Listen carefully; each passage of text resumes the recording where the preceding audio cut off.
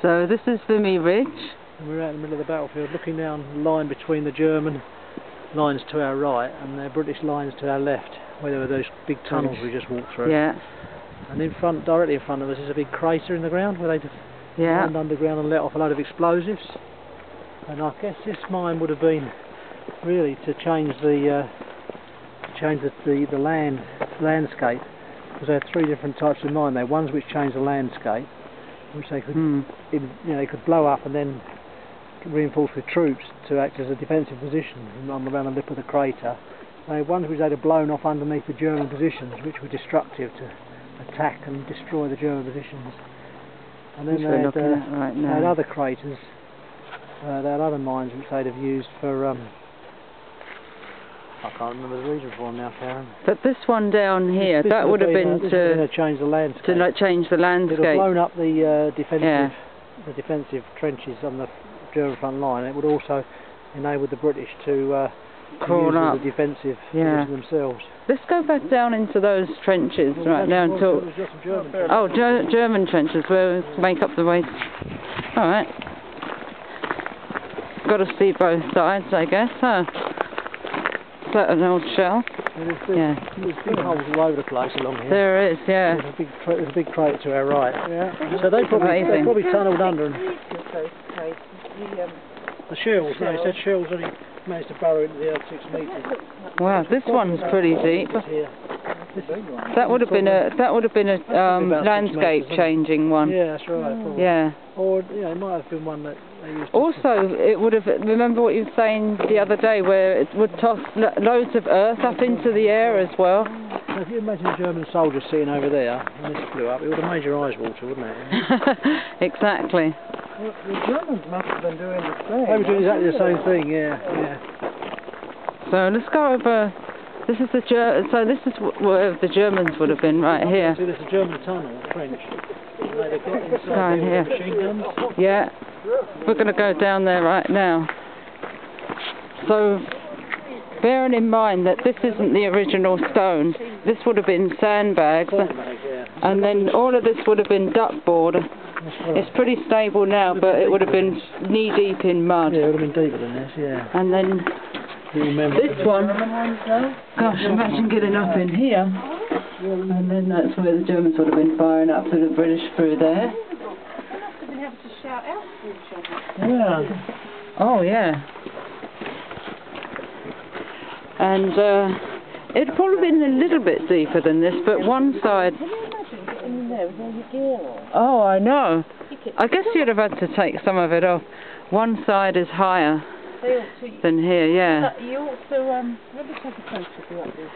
Hang on a minute. This was yeah. You can. Is that? Oh, that's right. So that's where they went and stood up. Yeah. Over towards the British. Oh yeah. Why not? There you go. It's just the video rolling, so you can just you can just hold it. Just hold and then yeah, that sounds good. So up here. Yeah, so this is from the German line. You'd have probably been on your knees, wouldn't you? I think I would have been. No, yeah, but you wouldn't want to be fired at, would you, from the other side? No. Well, I think they do have like a little just like the British did have, like, yeah, they had the big helmets, and they also had like a little backboard with the gun pointing through. So yeah, would have been pretty good. All right.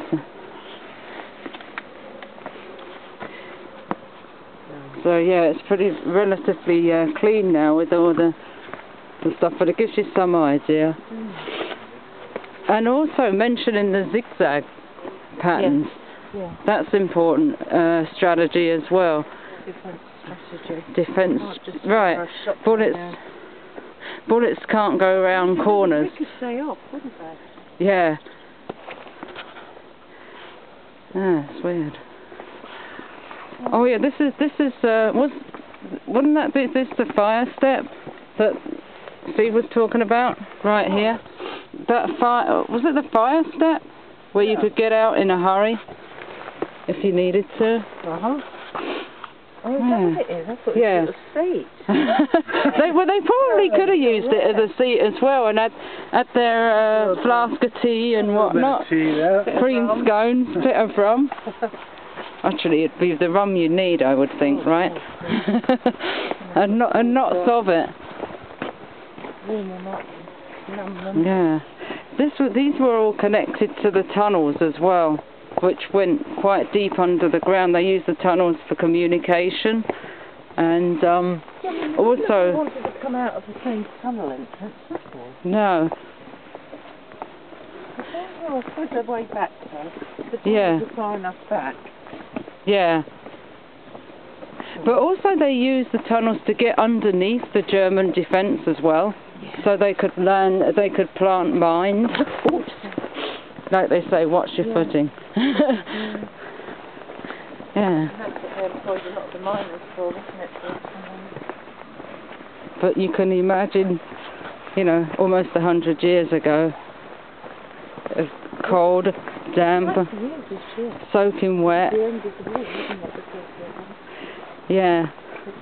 Body lice. Yeah. Yeah, trench foot, many of them got.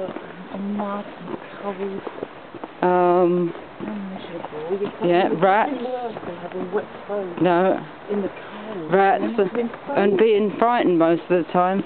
And bearing in mind that, you know, a lot of these kids were sort of 16, 17, 18 plus years old. So, looking across the landscape again towards the Canadian flag. And that's it. We go over to the Visitors Centre for an exhibit. This Somme Battlefields stretched for 200 miles or plus, 6,000 miles of zigzagging trenches, a huge network. The countryside is dotted with cemeteries, and the greatest battle loss in British history was 19,240 men in one day. That was the big push, July 1st, 1916. Okay. All right. Moving on.